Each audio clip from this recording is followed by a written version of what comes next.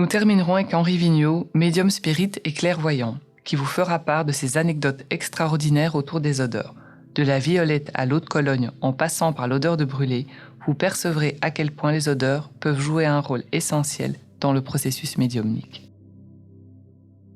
La première que vous m'aviez racontée, je l'avais trouvée vraiment assez troublante. C'est celle avec le Padre Pio et l'odeur de violette. Oh mon Dieu, oui, magnifique.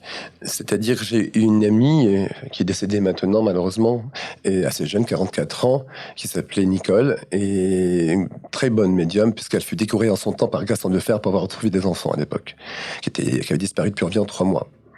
Et elle m'appelle un jour et elle me dit: écoute Henri, j'ai mon filleul qui est dans le coma depuis 7 jours. C'est un petit enfant qui a 8-9 ans à peu près, hein. Et elle me dit: prie pour lui, pour qu'il puisse avoir une amélioration, une guérison, quelque chose. Alors cette amie, par rapport à ce jeune enfant, c'était dans le Morvan à l'époque. Et puis elle était marraine de celui-ci, comme Alain Delon l'était aussi. Donc ils se connaissaient un tout petit peu tous les deux. Et donc, elle m'appelle, et le soir venant, eh bien, je m'allonge dans mon lit, je prends une photo d'un saint connu, pour ceux qui connaissent le Padre Pio, bien sûr.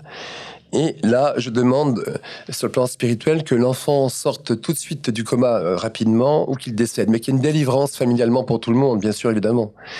Et là, ma chambre a embaumé, justement, du parfum subtil de la violette. Car il faut savoir que les saints, parfois, se manifestent par des parfums odorants de fleurs. Le lys, la rose, etc. Et à ce moment-là, j'ai su que ma prière, mon invocation, était entendue parmi tant d'autres personnes qui devaient prier, bien sûr. Mais j'avais une réponse, on va dire. Après la suite, je la connaissais pas. Okay. Et mon ami m'appelle dans la fin de journée, ou la milieu de l'après-midi, on va dire. Elle me dit: écoute, tu sais quoi, il est sorti du coma cette nuit. C'est une belle histoire. Oui, c'est une très belle histoire. Une grâce a été donnée. Je ne l'ai fait être qu'un petit maillon parmi tant d'autres, hein, mais j'ai eu la réponse de quelque chose. Et est-ce que vous savez, peut-être vous n'aurez pas la réponse, mais j'ai quand même envie de vous poser la question, est-ce que vous savez si le Padre Pio est relié à la violette d'une manière ou d'une autre? Alors, on sait que, par exemple, le Padre Pio, il se manifestait de son vivant avec ce parfum-là, comme une solvité également, comme tous les saints, d'une odeur très particulière, qu'on ne pouvait pas toujours définir, mais agréable en tous les cas.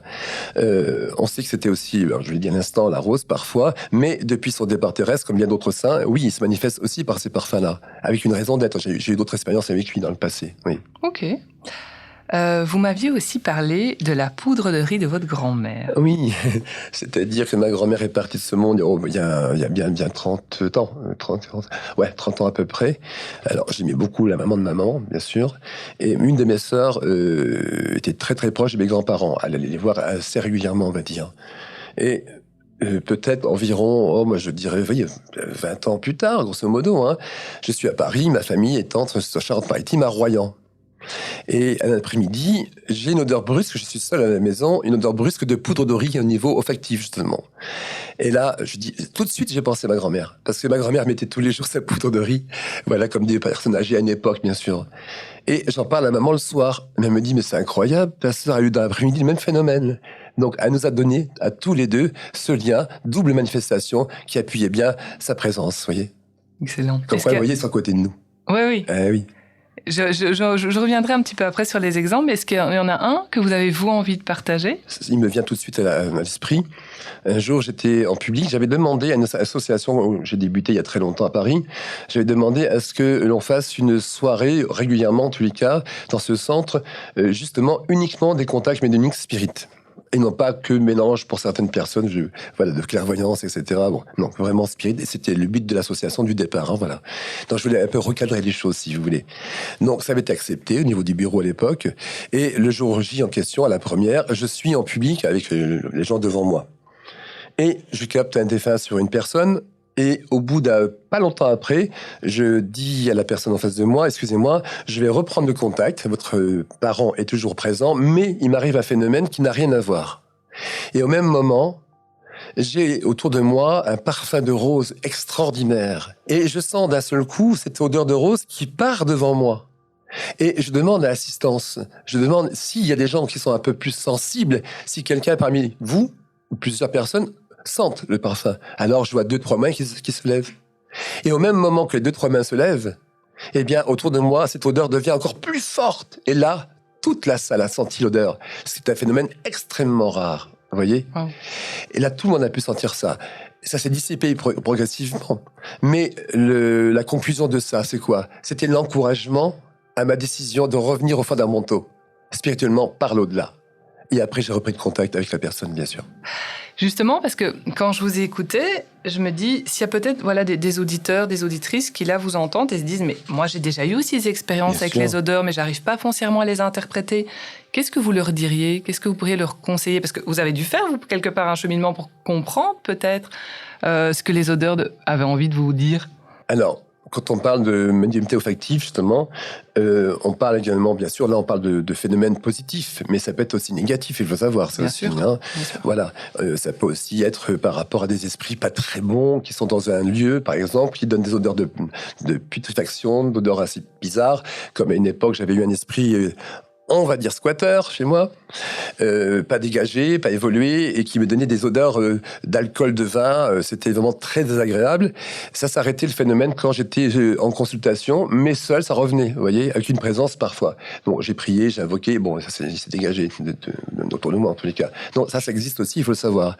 Par contre, par rapport aux gens, comme je disais à l'instant, eh bien, quand on a des odeurs, comme ça, des parfums corporels, l'odeur d'un tabac, l'odeur, on reconnaît, on se souvient dans une mémoire à qui ça correspondait justement, à ceux défunts proches qu'on a aimés récemment qui est parti ou depuis très longtemps, vous voyez. Donc on a la réponse assez rapidement en principe. Et comme c'est merveilleux aussi également, comme je l'ai dit tout à l'heure par exemple, mais là différemment dans une pièce où tout le monde sent en même temps. Et j'ai eu l'exemple très récemment en même temps d'une personne que j'ai vue qui m'a raconté, qui n'a jamais vécu de phénomène médiumnique de sa vie. Sa maman était partie il y a quelques années, elle adorait sa maman, et en pleine nuit, elle se réveille avec son mari. Et là, elle sent le parfum de Chalimard. Et elle dit « Maman ». Et son mari dit « Mais c'est incroyable ». Alors, elle se lève, elle dit « Il fait le tour de l'appartement, de la salle de bain, partout ». Il y avait dans sa chambre. Et c'est resté, elle m'a dit, au moins un quart d'heure. Donc, sa présence était vraiment là. Et le mari l'avait senti aussi. Ah mais oui, c'est ça qui est extraordinaire. En même temps. Excellent. Ça, c'est des cadeaux merveilleux. C'est les présences spirituelles, comme quoi ils sont autour de nous. Vous avez parlé notamment, on va dire, des esprits malins qui pouvaient se manifester par des odeurs. Est-ce que, selon votre expérience, c'est toujours des mauvaises odeurs? Pour le négatif? Oui. Oui, absolument. Absolument. En principe, oui. À part s'il y a un cas très particulier... Bon, je ne fais pas très joli ce que je vais dire, mais enfin, ça m'est arrivé d'avoir une perception d'un défunt et qui me faisait sentir son odeur de putréfaction, de décomposition, parce qu'on l'a retrouvé presque 2 mois plus tard.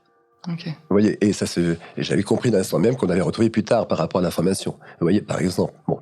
Mais après, ça ne veut pas dire que l'esprit est dans cette énergie-là. C'était un départ de contact. Après, plus subtil, on a les informations, bien sûr. Donc, c'est intéressant parce que ça peut être, comme vous aviez expliqué, ce premier esprit qui traînait chez vous et qui dégageait ces odeurs de vinasse. Oui. Et puis, ici, ça peut être aussi bien au niveau de l'esprit que de la manière dont il est parti, comme vous expliquez que ces odeurs de putréfaction. Complètement. C'est intéressant, ça, pour les personnes qui nous écoutent et qui ont peut-être ces perceptions olfactives, de pouvoir commencer un petit peu à les comprendre et vous les aider à les décoder. Je trouve ça vraiment très chouette. Il y a longtemps de ça également, j'avais eu la chance, mais je pourrais donner le privilège de rencontrer ce grand médium brésilien qui s'appelait Gasparetto. Gasparetto était fort connu pour ses peintures médiumniques. Et il arrivait à faire à des fois 3 à 4 tableaux, même 5 tableaux, à une vitesse incroyable. Alors, les experts dans les peintures reconnaissaient la patte, quand même, de l'artiste peintre décédé il y a récemment ou très longtemps en arrière, vous voyez. Phénomène aussi assez étrange, c'est qu'il peignait en même temps que ses pieds, parfois des tableaux à l'envers. Donc, c'était vraiment un être qui était vraiment dans l'incorporation, oui, totale. Et lors d'une expérience qui était avec une assemblée, qui était, voilà, se présente ce jour-là, eh bien, au tout début de sa transe, il avait des assistants de droite et de gauche, donc il l'aidait et qui pressait les peintures, voilà.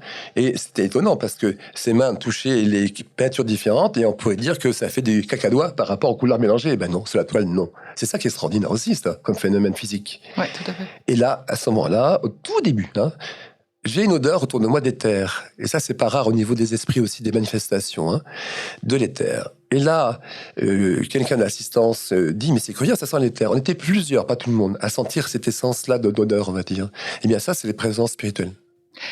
Et l'éther, ça ne renseigne pas quelque chose de bénéfique, de plus malin Non, là, c'est spirituel, non. D'accord, ok. Donc, pour vous, l'éther, ça implique... C'est très rare à sentir ça, je peux vous dire, mais c'est spirituel. Super, merci beaucoup. Plein de succès dans vos projets. C'est gentil à vous. Bon chemin de vie aussi à tous. Au revoir. Fermeriez-vous un bon livre sans l'avoir terminé? Savez-vous que vous n'avez écouté qu'un tiers du podcast intégral ? Si l'odorat vous fascine ou vous titille, suivez votre petite voix intérieure et abonnez-vous à Inexploré Digital pour découvrir l'intégralité de ce podcast sans aucune publicité et des milliers d'autres ressources, articles, dossiers, magazines et podcasts sur notre site ou notre application. Voyagez ainsi à la croisée des mondes entre science et spiritualité, entre visible et invisible. On vous attend sur inexploré.com. Des mystères du monde à l'extraordinaire dans nos vies. Inexploré propose des enquêtes, des expertises et des articles pratiques pour permettre à chacun d'ouvrir son esprit afin de se mettre en route sur les chemins de la sagesse et du bonheur. Abonnez-vous pour aller plus loin, soutenez-nous et profitez de toutes les versions longues de nos contenus sur Inexploré Digital. À bientôt.